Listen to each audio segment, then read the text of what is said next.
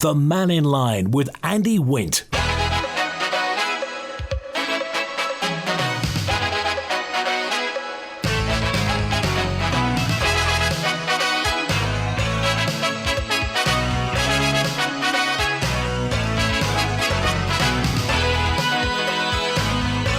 Faster Mai, good afternoon. Welcome to Mannin Line on Manx Radio. Today we're looking at the visiting industry, tourism, hospitality, getting people to the Isle of Man. It used to be under the heading of the Department of Tourism. Now tourism has been included into the Department for Enterprise, and you remember a couple of weeks ago Deborah Heather was on, Chief Exec of Visit Isle of Man. Also Sarah Maltby was on as political representative.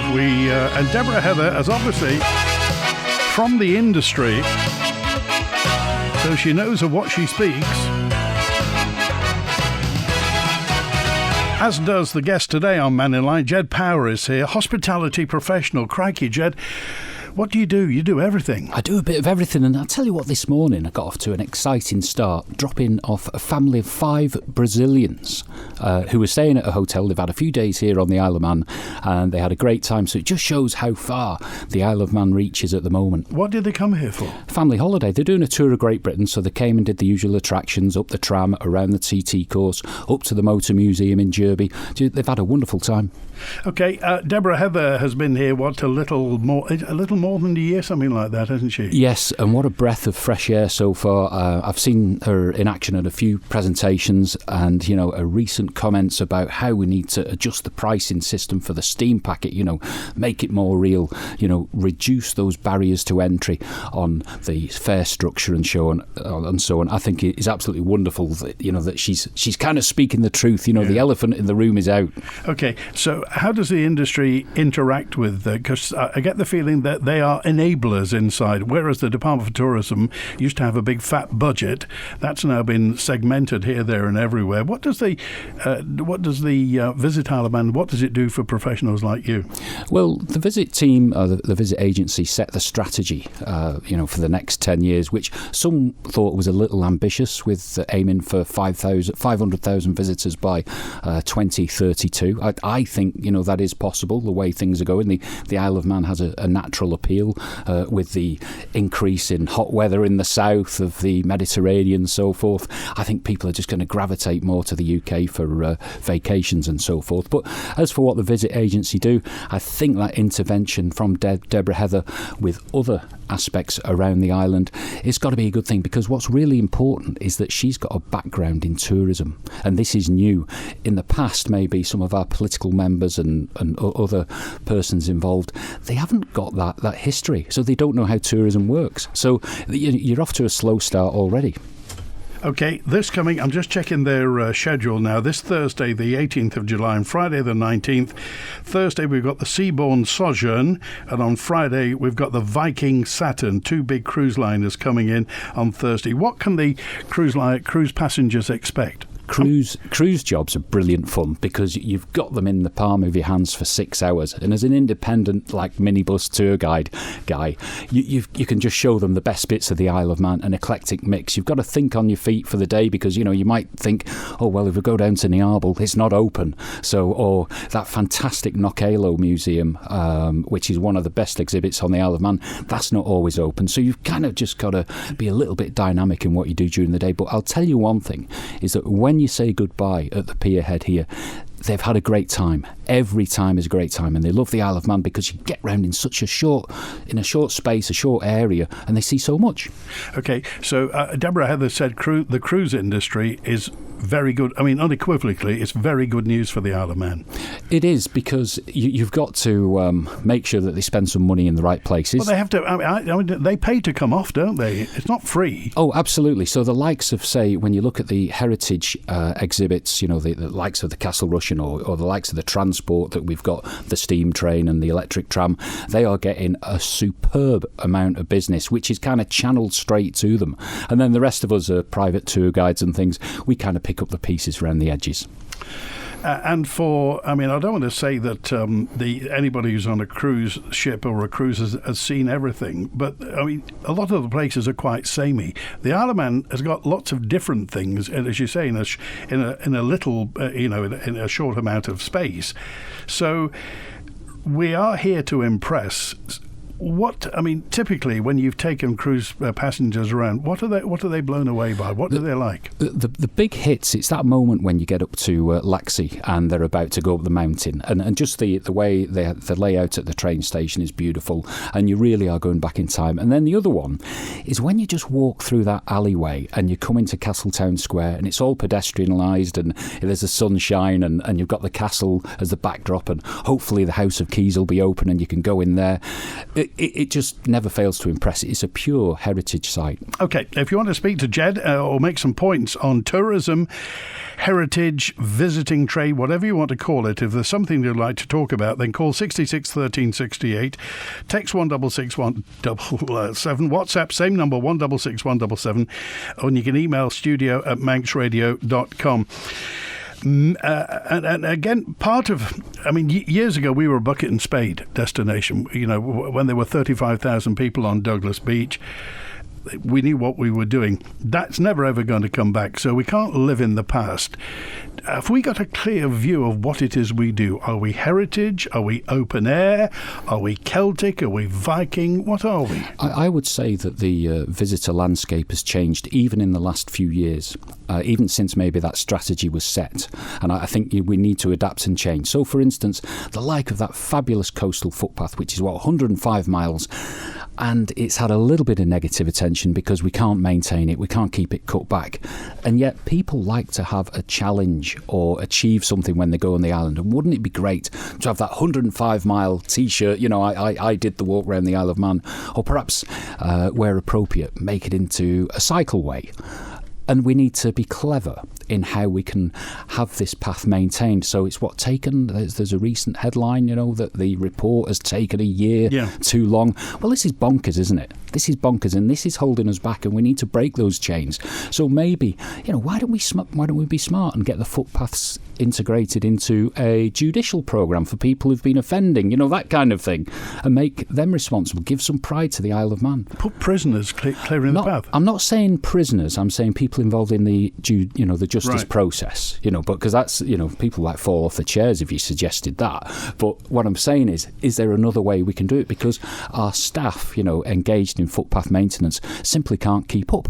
And when you deal with these walking groups, which I've done, and the disappointment where they've got to adapt their walk and cut short their day and things, it's up to me to carry the can and make the excuses when I'm driving them back to the hotel in the bus. Well, of what you speak, obviously, as a former police officer, and I know you were always a big fan of turning bad lads around, weren't you?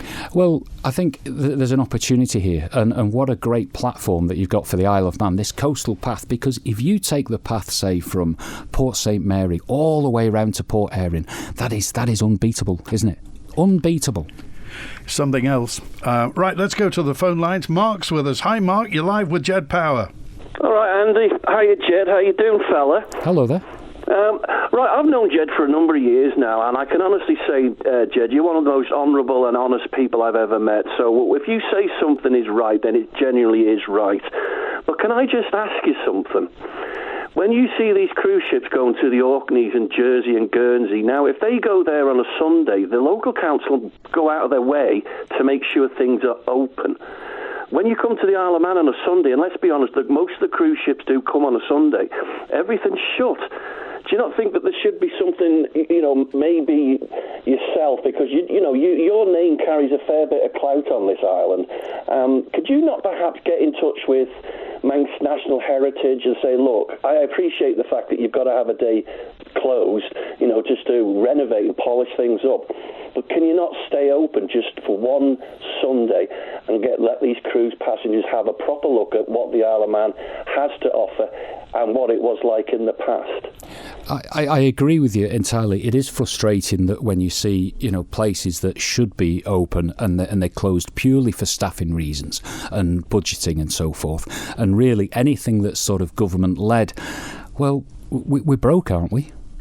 Is that right? You know, we haven't got money to do nice things. And I think really we've got to shift things over to private enterprise, and we've got to stimulate the hospitality industry. Remember a few months ago when we had a huge campaign, you know, to rescue our licensed premises and restaurants and bars? That's all disappeared. Yep. No one's picking up the ball, and I just wish that our illustrious group of MHKs would just somehow stand up and make something happen on this front, because if you don't have a quality tourism offering, it affects our lifestyles in general. So it's not just the visitors, it's like everyone on the island, and you rightly identify that on Sunday it's like shut day. Exactly. I mean, you're going to have a lot of these cruise passengers going back to the vessel thinking, yeah, it's a lovely looking place, but there's nothing to do. And then, you know, social media now, it's such a creeping, like a virus type thing that just, it transcends everything. All it needs is one American cruise passenger to put on a website, oh, went to the Isle of Man, everything was shut.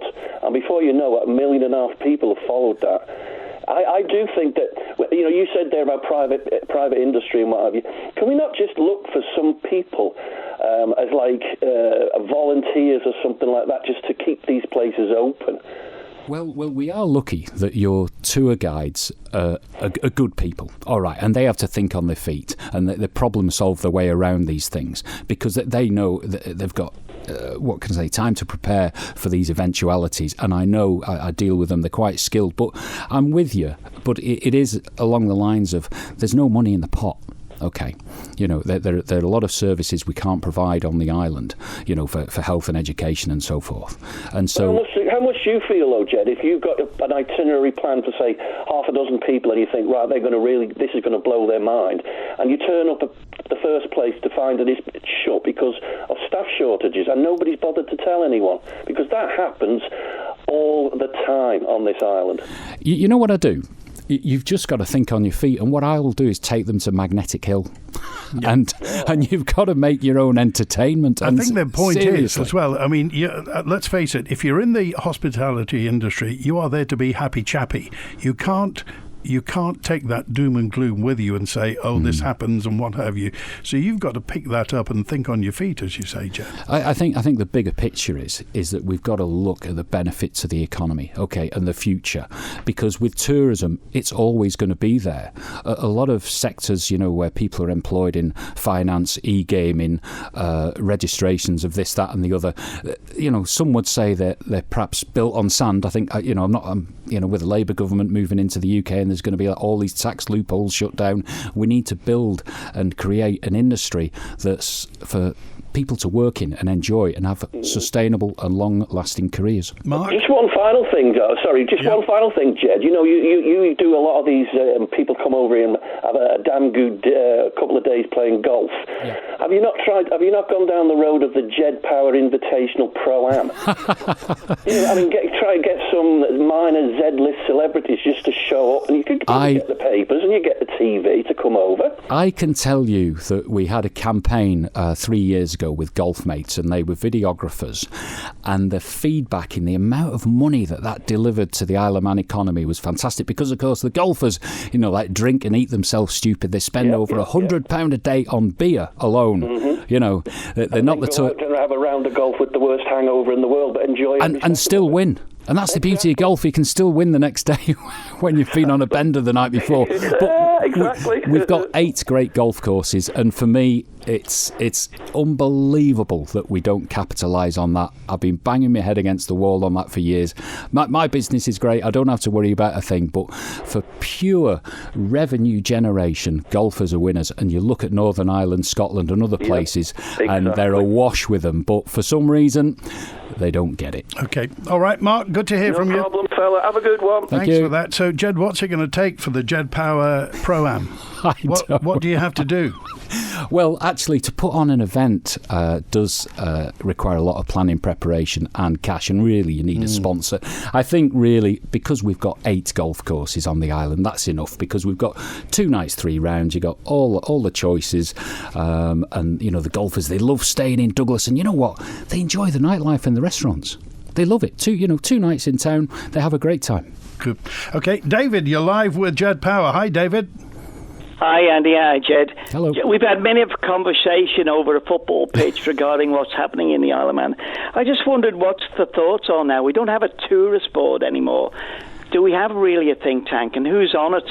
Who's giving that input that used to be from the hotelier side to the sports side? You know, we got the TT 2-day trial. The scooter boys are coming over now. Cyclists. You know, all we need is some big names to get involved with us. And we're there. And I'm sorry, I don't play golf. I think, you know, we've got the biggest name of all. We've got Sir Mark Cavendish, who is going to be, you know, announced as the greatest cyclist of all time. I think few people would argue against that. And to somehow, you know, with his cooperation, his recognition, if we could somehow have this massive tribute to him and all his achievements, so it could be like some amazing cycleway. It could be, I hate to say the word velodrome. We had the chance years ago, but they blew that one. I think for a velodrome would be fantastic as an all-weather facility. Where was the velodrome going to be? Well, I think we're going back, say, 15 years, and it was right at the forefront of all discussions, and an easy one. And you know what, Andy? I just think if somehow we could engage with the high net worth people that we've got here, the businesses who've absolutely profited massively in e-gaming and other practices and other revenue streams, and we could ask them or somehow engage with them to fund a velodrome on that Summerland site, and I think that could solve so many problems. Okay, David was saying, who talks to the government? Is there a forum for professionals to talk to? There is. The Visit Agency, of course, is comprised of professionals involved in the industry, and they will be, you know, chaired by Deborah Heather, and we do have opportunities to engage with the department. You know, whenever you communicate with them, you will get a response. But I think it goes back to, you know, this position where there's no cash, there's nothing around, is there? So, you know. Andy, that's a sad, Jed. That's the saddest thing too. When you look at the NSC going past down the lay-by and you know, Crease Motors there, and you see all the tat that's there, 3 trucks laying in a lay-by, and nobody can actually move them or tidy the place up. I would expect when you come to the NSC, which is ours, it to be neat, tidy, and you look at the big over at the track side there too, the roof there that looks as though it's been bleached. I think, David, you don't have to look very far. I mean, you look outside the Sea Terminal buildings, and there's a zebra crossing just near the Noah Bakehouse, and the paint's all worn off. And then you think, well, isn't the offices for those people who are responsible for that kind of thing not too far away, or that like hideous little palm tree? And a quick before I go is at least they dealt with the palm tree that was out there. But what did they do? They didn't put a new one in. What did they do? They cut the arm that was dying off. Yeah. So we got a finger now pointing in the air, and I'll leave it at that. Yeah, there's a message there. But I actually think it's down to staffing and budgets. The will is there. There's no doubt about it. You speak to anyone in the department, and they're keen, you know, to see the place smarter, and they just held back by other constraints, which are financial. Okay, thanks, David. But we have a great population who'll get involved. Absolutely. See you, boys. Good to hear from you. Thanks for that. Right, let's go to the answer phone. Jed, nice to have you back on again, Jed. It's Nigel Sperring from Albany Tools, Albany House. We've met many a time, Jed, as you well know, and we're both good in the hospitality industry. 2 different fields, but we're good at it. What I just want to put past you, and I'm going to take this up with Visit Isle of Man, and I think this is really important, is we're trying to increase the tourist business here in the Isle of Man, and Deborah Heather is doing an extremely good job with the assistance of her team. But I think when we get invited to these conferences, whether it's in the UK or whether it's in Europe or whether it's further afield, they take the civil servants with them as the representatives for Visit Isle of Man, and I think Treasury need to put their hand a bit deeper in their pocket, and I think they should invite people like myself, yourself, and other people in the hospitality business that has the experience to know the island and run the island in the capacity of being a hospitality provider. So when we're in these conferences, the Visit Isle of Man team can point the clients to people like myself and yourself, and to tell them exactly what the Isle of Man is all about, how we operate, how we deliver to our customers that are visiting here in the Isle of Man. And I think it's really important that the government understand how much we put into the industry and the feedback that they could get from us. As you well know, we're the end user. The customers talk to us. us, and we should be incorporated a lot more in the conference side, and people that want to come to the Isle of Man and visit, and we're promoting the Isle of Man. People like yourself, myself, Nikki, and other providers need to be on the game. So hopefully government, Visit Isle of Man, will be listening to what I've said today. Best of luck, Jed. Speak to you soon. Thanks very much. Okay, thanks, Nigel. Jed? That's absolutely spot on, and I've got personal experience of this. Some years ago I went to one of the travel shows at Earl's Court on behalf of the Isle of Man, and I was with some patrons of the civil service, shall we say, and they'd been to a show before the week before, and I said, well, how many referrals did you get? And these are little cards that are filled out at the counter, and they said, oh, we did well, we got 40. So I said, right, let's try and do 400. Okay. Over 3 days, and we absolutely smashed it.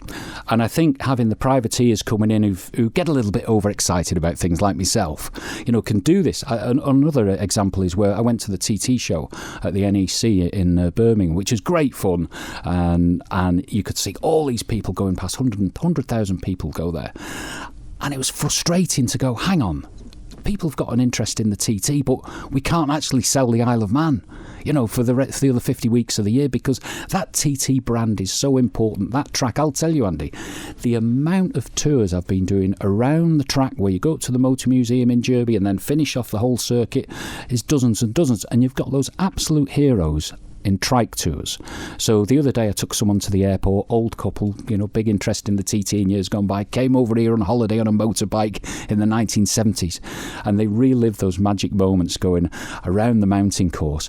And really, that TT circuit, we need to connect that for 50 weeks of the year outside of the TT period. And I would love it if we could have engagement with a company like Honda, who, let's face it, who've captured millions and millions of pounds of bike sales on the back of the TT story. So why can't we say, look, can we have a sponsorship of the course? Can we make the course more interesting? Have a few more statues? Or simply, when you go to the grandstand, why can't we have a roll of honour to say, Michael Dunlop, the ultimate TT winner, this is the best lap record. Here's the history of when the first 100 mile an hour lap happened.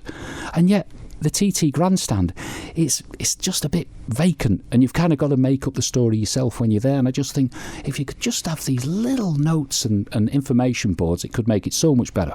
There's nothing, as you say, you have to use your imagination. Whenever I have guests, we sit at the start line at Glencrutchery Road, drive around the whole course, telling people what's what. And the story's there. But as you say, if only they could jazz it up a bit. Something at there's nothing flashing. There's no flashing lights. There's no whiz bangs. There's nothing on Glencrutchery. As you say, it's all in your head. Just a simple banner, a poster or something, at that TT grandstand, or a podium, for that photo shot, So we'll see. I think anyone involved in the industry gets it, but it's so slow in making things happen. And this is like, back to my former days when I was in the agency, it's like, oh, we'll do a paper on that. So, for instance, like the Bee Gees, why don't we have a Bee Gees event, the Bee Gees weekend or whatever? And it just gets chucked into the blob, the machine, where the civil service runs such a slow pace. And yet we could just name a Bee Gees weekend next year, and just make something of it. It's almost as though anybody who likes the Bee Gees knows about the Bee Gees, and there are fans, there are absolute anoraks and people who absolutely love the Bee Gees. The Bee Gees, Robin, Barry and Morris, are really second only to Lennon and McCartney in the amount of songs that they've sold. For other people have covered them, even newer artists recently, but all the ones that Barbara Streisand, Dionne Warwick and people. The Bee Gees are the real deal. Now, thank the Lord, Douglas Council had the wit and wisdom to get a statue at last. Bravo. How many people have selfies with the Bee Gees? I saw hundreds of people during TT. Absolutely. And that's just one statue. Absolutely. And really, we should just have a sign or something in the background to say, look, this is on the Isle of Man, by the way. Yeah. Because, so like Frank and Betty from, Texas, they'll share that photograph on their social media, but people won't know they're from the Isle of Man. Interesting. You see what I mean? Yeah, all right. Juan, you're live with Ged Power. Hi, Juan. Hi, Andy. How are you doing? Jed, how are you doing today? Oh, very good. Nice to speak to you. Good, and to you. Yeah, just while I've been on hold there, but you covered everything there. I think everyone in the tourist industry is on the same page. And I know I've been involved with visitor attractions at Demuro Park for 3 years in different places, so I know exactly what you're saying. I was talking this week to one of the chaps here. I mean, you've got 2 cruise line operators over here, and one of the chaps who does most of the cruise ship organising that comes in here, and he knows a year and a half, 2 years in advance for every ship that's going to be coming in here. So the disconnect seems to be when we've got the likes of the horse trams who don't want to work on a Monday, but this guy knows exactly when these cruise ships are coming. There's a disconnect there with government. And I've said before about organised package events like you do the golfing. We've got 2 fantastic halls there, the Gaiety Theatre, Villa Marine. You couldn't be closer to the stage if you put a show on. And it showed recently with the Paolo Nutini that sold out in hours. So a package to get people over here at the right price, and early hotel check-in and a ticket for the show. There's so much stuff that could be done. My question to you, and I think you probably covered it actually, Jed, is that we've got an events committee that I think government gets funding for different events that go on, but they kind of control what's going on the island and when they should have it, and not necessarily for the best sometimes. Like CT Week, we put all the events on one day, and we've got now a bank holiday sitting there, which is not a senior race day anymore, sitting there doing nothing. So do you think that the problem is too much control from civil servants and governments who are not got a passion in tourism to kickstart this and get it going? I think, Deborah Heather's approach is refreshing, and, that open criticism of the pricing structure of the steam packet is to be noted. And the likes of, she acknowledged that the 5-day package, doesn't work. For me, we've got the keys to the sweet shop. We've got our, beautifully appointed new sea terminal in Liverpool, and we've got such a huge catchment area there. I've mentioned it before, Andy. We've got the football ground nearby. We must get it on the agenda. So specifically, you talked about this new Everton ground. What could we do? What could we do with being next to the new Everton ground? Well, isn't it something as simple as a great big billboard saying, get yourself to the Isle of Man on this package here, and there's the likes of June is referring to something that you go and see and enjoy that's exciting and vibrant. So it could be something in the theatre, it could be an artist, it could be that it's like a cheap beer weekend, because you want people that have a need to spend money, because people go away on European breaks and so forth, and I think that market has diminished, and we've got such a huge catchment area. We could have cheap pricing on the boats. We don't want empty seats on these beautiful vessels that we've got. It's not rocket science, and I think the glue, the drudgery that's in government that kind of holds things back, the negativity. I think we've just got to push that to one side and have more, what can I say, hospitality professionals involved in perhaps creating these packages, giving them support and letting them run away with the business. So do you think we should sell the cheap seats on the steam packet at the start or at the end? At the end of the purchasing window. So if there are seats spare on the steam packet with 2 or 3 days to go, should that price be dropped? I think we need to have a dynamic booking package, so that it would be a phone app. So I'd say the steam packet website, I'm sure anyone would agree, it's super clunky. It's like it's run on a Windows 98 engine or something. And I think it's a bit like the EasyJet app when you book your flight.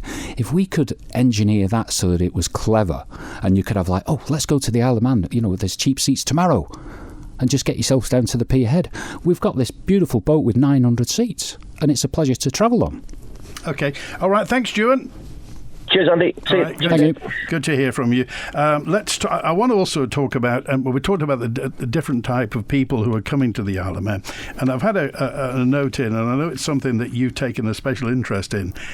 And it's access for disabled people. Oh, blimey. On the Isle of Man. Oh, blimey. Where are we? Are we in the 20th century with the access for disabled people? It's something that causes a lot of pain to me. If I've got to manage people with mobility issues, it doesn't matter where you go. There's barriers everywhere. So, you can go around Douglas and you look at the various hotels, you look at the attractions, and really, we really shoot ourselves in the foot on this one. And I think if we actually made, a real effort and showed some determination to overcome this, it would go a long, long way. Because, of course, I'll tell you this. So we do seem to rely on coach parties, okay, for the elderly. And I think we need to move that away from that market, because that market is going to disappear. I think people's habits are changing. But a lot of those people don't have mobility. So, for instance, they're in Castletown walking around. What they're going to do? They can't really get around the castle. So I'm not saying we need like stair lifts and things like that, but we need to have alternative options, for making their visit more enjoyable. Okay, live with Ged Power, got a pile of people waiting to come on and lots of messages, and we're talking tourism today and the visitor experience. You've got anything to say, then by all means do get in touch. Hi everyone, Ben Birchall here. Just want to wish Manx Radio a happy 60th birthday. At Isle of Man Energy, we're excited to offer our customers the Alpha E-Tech efficient hybrid gas boiler and heat pump combination. This state-of-the-art hybrid boiler causes minimal disruption to your existing heating system, making it simple to upgrade. Priced from just £65 a month and with 6-year warranty as standard, which can be extended to 10 years, what are you waiting for? Register for a free consultation at isleofmanenergy.im. The extended Ramsey Garden Centre is deceptively large. You'll find a warm welcome and everything from bedding and perennials, fruit and vegetables to lighting, garden ornaments, bird baths, bird tables and indoor and outdoor pots. Come and browse at Ramsey Garden Centre. From our castles to our cottages, our museums and the Great Laxey Wheel. You'll find hidden treasures around every corner when you visit a Manx National Heritage Site. Fill your summer making treasured memories with Manx National Heritage. Sites now open every day. By visiting, you help protect our treasured island for generations to come. Plan your visit today at manxnationalheritage.im. I began to struggle with the stairs, but I didn't want to leave our family home. So my daughter told me about Acorn Stair Lifts and their new showroom in Douglas. I was able to try the stair lifts and find the right one for me and the home I love. They were so friendly. The whole process was hassle-free and they offered the whole package from installation to servicing. Choose the island's first choice for stair lifts. Acorn Stair Lifts, South Quay, Douglas. Call Acorn Stair Lifts now on 672 414 or call into our Douglas showroom. With England's recent heroics in the Euros, it's been a glorious summer for many football fans. We've even spotted the odd Manx flag on TV at their matches. On Island Life tonight, we'll be going back in time to Italia 90 and relive three Manxmen's independent adventures who made the journey that year from the Isle of Man to the World Cup. So tune in to Manx Radio FM at 5:30 tonight for Manx Memories of Italia 90. You can also download the longer podcast version on manxradio.com. The Mannin Line with Andy Wint. With Ged Power talking about hospitality. Sue, you're live with Ged. Hello. Hi, Andy. Hi, Ged. Hello there. Hi.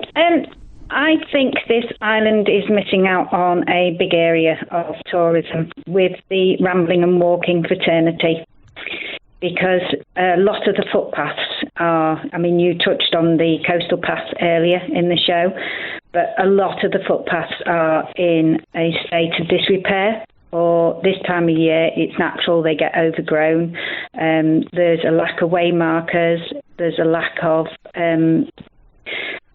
people being able to take the dogs with them. I walk my dog on this island all the time, and I come across footpaths where there is a locked gate and there is just a small stile next to it. I've got a 32-kilo dog.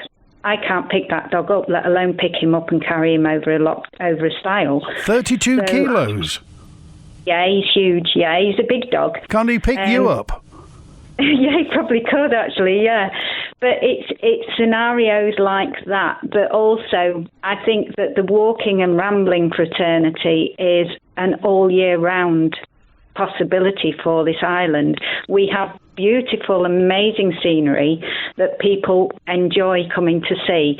And ramblers and walkers will walk in cold weather, in rain, in snow, to see beautiful scenery like ours. So specifically, now, where are the paths that are overgrown that you walk on that you know of? Oh, the overgrown ones. I did from I walked from St John's through to Peel, and you can go up the hill, Peel Hill, to Corrins Folly, and some of those through there. I mean, you're talking trying to get through to major coastal footpaths and things, and the smaller footpaths to join you into them were very, very overgrown. You see them on Facebook all the time through the Manx Footpath Facebook page, where people have posted pictures and comments about overgrown footpaths. But it's not just the overgrown, Andy, it's where, I mean, I know this year we've had an awful lot of wet weather earlier in the year, but some of those footpaths, I mean, especially the main ones, I live in Ballaugh, and from Ballaugh through to Sulby, you could hardly walk them because there was that much mud. And I mean, I know it's wet around Ballaugh Curraghs, and that amount of rain just turned it into a muddy quagmire. I passed one lady who was trying to cycle down there, and she was actually had to get off her push bike and push her push bike because she couldn't ride because there was that much mud. But it gets like that, not just because of a lot of rain, it gets like that when there's been a little bit of wet. Okay. But you were saying earlier about the footpaths being kept in a certain order by other people rather than the government because the budget isn't. But why not develop holidays? People will do holidays to come and help restore and keep in good condition footpaths and help build these wooden walkways that you need on some footpaths. Because there's one from Kirkmichael. If you try to walk from Kirkmichael through to Peel, then there are areas on that footpath where it is very, very wet most of the year. And if you get a little bit of rain, then it is too wet to be able to walk through because the water's just too deep. OK, all right, so we appreciate that. Thanks for calling us today. Jed, what do you think? You know, if there was a holiday company designed to maintain footpaths, it'd be called Shearings. But no, it's an absolutely great point because the health and well-being of the Isle of Man out in the fresh air, walking, cycling, for me, I'd like to see a really clever network of footpaths, superbly maintained for cycling as well, and so it can bring communities together, take people off the roads, and it's a win-win situation all the way around. It was interesting during COVID. The then Treasury Minister, who's now Chief Minister, Mr. Cannon, said that they were putting money into the hospitality sector because he wanted to maintain. It was, I'll use his words, the architecture, the hospitality architecture has to be there because if it's there for the tourists, it's there for us. We can use it as well. Absolutely. And of course, we need to retain young people on the island. It needs to be a lifestyle here that is attractive and healthy and fun. OK, you mentioned cycles a few times as well. What is there for the cyclist on the Isle of Man here? I think we're missing a trick. I think anyone that comes here on a cycling holiday, they've had to make the effort to bring the bike here in the first place. We haven't really got a good hire bike offering, but what I'd like to see is the capacity to perhaps put your bike on a bus, on a bus rack, so you can move your bike around, get from place to place. Same for the trams. I mean, what an opportunity. Take your bike on that tram up the mountain and have a really exciting cycle experience down various valleys into Laxey, into Ramsey, over on the west. That really would sell the island so well. OK, what do your clients say about Ronaldsway Airport? Well, to be frank, delays earlier on in the year were absolutely killing the business, the reputation of the Isle of Man. But I do think that those stories are perhaps disappearing, they're fading away. When I go down to the island, the Isle of Man airport, the staff are great. You speak to them and they're just frustrated that there isn't enough staff, to support them. So there's a lack of baggage handlers, there's a lack of reception staff, and that's all it is. It goes back down to budgeting. Nobody's, and that's the one thing I want to make certain, that we're not having a go at anybody individually because everybody's got a job to do. It's just that when you look at the airport, it looks unkempt, it looks untidy, it doesn't look prim and proper, and it used to. So, as I say, we're not having to go at anybody individually, but somewhere there's a disconnect between all this, Jed. Well, Gary Cobb and his team will recognise that, and you think, well, it's not quite as simple as just getting a can of paint and doing the road markings. I think it's all down to finance and budgeting, and you don't know where the demands are down there because ultimately an airport is about safety, isn't it? No, first thing. That's it. So who knows? I think really we need to have a clear direction on these simple problems to solve, but it goes back to my mantra is that there's nothing getting built. You think in the last 10 years, what has been built as an attraction for tourism on the island? Nothing, no. We got Brian. Brian, you're live with Ged Power. Hello, Brian. Hello there, Andy. Jed? Brian Cool here, Jed. How's it going? Very good, Brian. Nice to speak. I've had an idea, Jed. Ireland, in Southern Ireland, horse racing and stud farms are worth £2.5 billion a year. Now, they're our neighbours. We have boats going back and forth there. Why don't we have horse racing on the island? It could be televised. It could be financed by the online gambling companies. There's more horses on the Isle of Man than there are dairy cows now.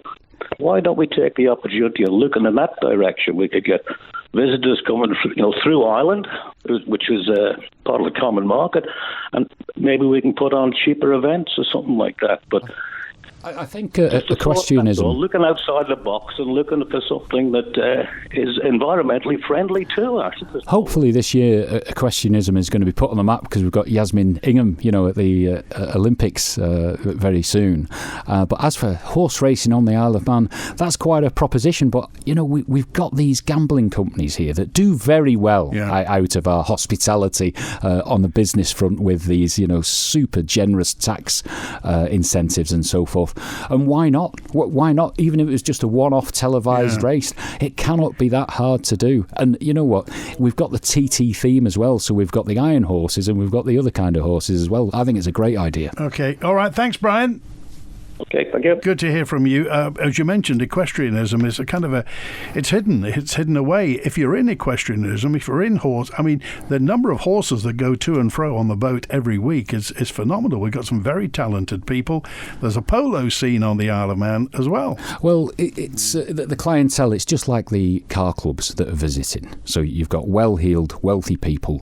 And so at the moment, we've got a couple of car clubs. You might have seen these fancy supercars around, and I think there's Porsche owners as well.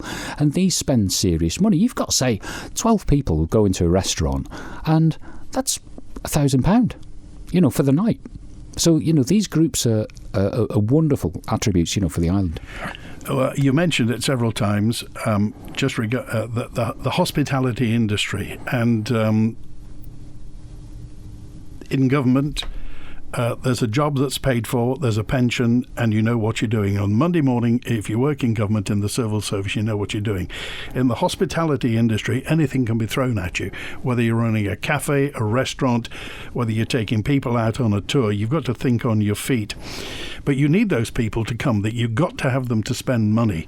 So do you think that we've got the right mindset, the private enterprise mindset that used to be here all the time with people like Clifford Irving, the man who offered a reward if you spotted a mermaid, that got people here? We need people with those sorts of ideas. Have we got the right people in the right jobs? I think in the market on the private side, we've got some super people, and when you speak to some of the hoteliers who are running the place on the accommodation front, they're very hard-working, industrious people. I think we are missing some creativity, and I think that really we could platform the Isle of Man by having almost like a TV channel. You could maybe run it from this building, who knows, but I think the TT is the nugget. So the TT, you put anything on about the motorbike racing on the Isle of Man, it'll get a lot of traction, a lot of views. And I think really to have like a TT TV station where those like podcasts are brought to life that I think, ran through your station on the run up to TT, but extend that and broaden it and bring all the TT stars in camera, and then maybe talk about the Isle of Man and perhaps have, some other themes brought in, because the viewing is massive. Okay. Vivian, hello. You're live with Ged Power. Hi, Vivian. Hiya, Andy. Hiya, Jed. Hello. You were talking about disabled people or people that can't walk very far. One of the biggest problems on this island is, and down the north here, is the pavements. I've got a little three-wheel trolley, and you get stuck in potholes. You get stuck at zebra crossings. They've all been asked to be done, but nobody wants to put any money into them. But if the visitors want to walk, do they want to really trip over a pothole in the pavement? I'm totally with you. It's a desperate situation, and only recently I was managing someone with a wheelchair, and it's like an obstacle course. And it's difficult to get anywhere, and it's the wrong message. You know, the Isle of Man, we're bigger than that. We're better than that. We've got to welcome everyone, and to just simply ignore, you know, this such simple aspect, this problem that can be easily addressed. I've lived on the island all my life, and I'm over 80 now, and I am disgusted with the state of the north of the island. I can't say much about the rest of the island, but the north of the island is a tip. Sorry. The north of the island, I mean, when I do bring visitors through Ramsey, they love a run through the Mureck Park. They can't believe that. That's like a south of France paradise when they go through there. It's such a great asset. Advertise it. Oh, you're right there. It's a hidden gem, the Mureck Park. Incredible, really. It's one of my top 10 spots, I think, on the island. Okay, all right. Thanks, Vivian. That's all right. Good to hear from you. I've got to make a big plug, by the way, because there's another little gem that the Isle of Man's famous for a certain type of person. That's Radio Caroline North. In the 1960s, Radio Caroline was anchored off Ramsey, on the Bahama Bank off Ramsey, and obviously once a month we run Radio Caroline North from the Radio Caroline ship down in Essex.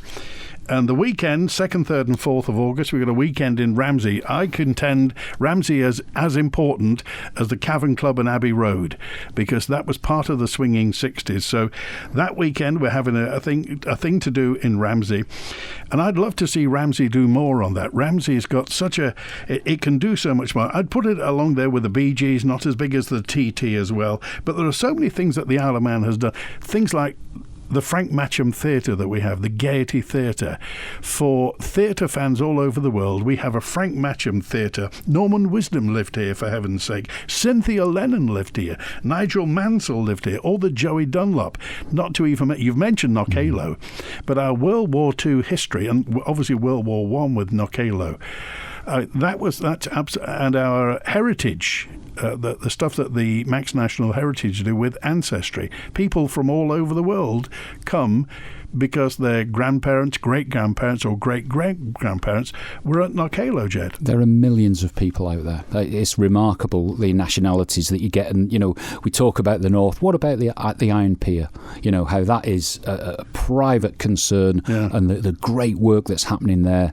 And, you know, it's a real asset, isn't it, up there in Ramsey? Well, it seems like, I mean, the government didn't want anything to do with the Iron Pier, so obviously now they're fighting an uphill battle. As they've said, you know, the cost of it's gone up, doubled really in about a year. The steel price is going up and up and up. But of course, when the Iron Pier's open, eventually when it does open, it'll be everybody's asset. Well, and this is it, you see, because I don't think we can expect anything from government. There's no money. We know that. There's been no new attractions built. Don't expect anything other than maybe a couple of sewage treatment plants. And they are much needed because our biosphere status needs to be strengthened, you know, with clean water and open water swimming. There's such a big market there. But really, I think anyone out there has got to get a grip and take the initiative. OK. Who's going to be the next England manager, Ged? Oh, it won't be Sam Allardyce. I know that. That leads me on because I want to talk about the Ravens and the phenomenon that's been FC Isle of Man. It's wonderful, and I think what a great opportunity here. And I think if we could look at reducing those steam packet fares and maybe have packages for football fans to come over, in that we could personally invite, imagine that, Alf Cannon, you are personally invited to come and watch the FC Ravens with a reduced steam packet ticket, maybe some beer vouchers, maybe some incentives, something fun. We could televise the games, things like that, just to bring them over, because it's an absolute phenomenon, isn't it, what the Ravens have done. And winter tourism's important because, again, that's, you know, fewer people, but that hospitality architecture, the businesses have to live and they have to keep going through the winter. There's nothing worse than an empty, you know, unused hotel room. And this shoulder season, the winter months, I think if we could just capitalise it with sports events, including the football, again, you know, the more the merrier, the more businesses running through the till. Okay. I want to also talk about, and Vivian's mentioned it, we've hinted about things that look awful, grot spots. things that we... So if government's got no money, is it down to us? Is there going to be a citizens' army to do these places up? It's interesting, really, because we notice it more and we live here. When I've got visitors and you're doing tour guiding and things like that, they don't quite see it, and you can always cover it up, really, you know. But I do think, there are some grot spots. But let's face it, Castletown Golf Links, what is that all about? You know, this is an absolute... Looks like the Addams family It's live an there. abject failure that the government cannot perform relationship management between parties. That should be sorted, and we haven't got the legislation to cure it. We need to have legislation where these dilapidated properties can be fixed penaltied straight away without going to court. So they can, the government could make it punitive. If somebody doesn't sort something out, they could make it punitive. They could levy something against them. Instead of sitting on the fence, they need to be jumping up and down about this, because it kills us all, doesn't it? You know, the dilapidated properties that are around. Why not just change the legislation? Because remember, before Christmas, for the gas, they changed the legislation in one day, didn't they? All right, Jed, good to be with you. Pop back before Christmas with you. Give us an end-of-term report, would you? Absolutely, look forward to it. Thank you. Good to hear from you today. That's Ged Power, hospitality professional. If that sparked anything in you want to get in touch, email manninline@manxradio.com or call the answer phone on 682-631. Thanks to Chris Quirk on the phones today, and thanks to you for your attention. Enjoy the rest of your Tuesday. WINT. Radio Caroline North broadcast from the MV Caroline in Ramsey Bay from 1964 to 1968. And across the first weekend in August, Ramsey's back in the 60s with vintage vehicles and live 60s music. And on Saturday, the second and evening of the illustrated history of Caroline North and South with historians Andy Wint and Ray Clark, when the original Caroline Bell will be displayed. Tickets for the evening are £10, available at manxradio.com, and all proceeds go to support the Ross Revenge Dry Dog Appeal charity. The Caroline North weekend is August the 2nd to 4th with Radio Caroline, Live at Home and Manx Radio.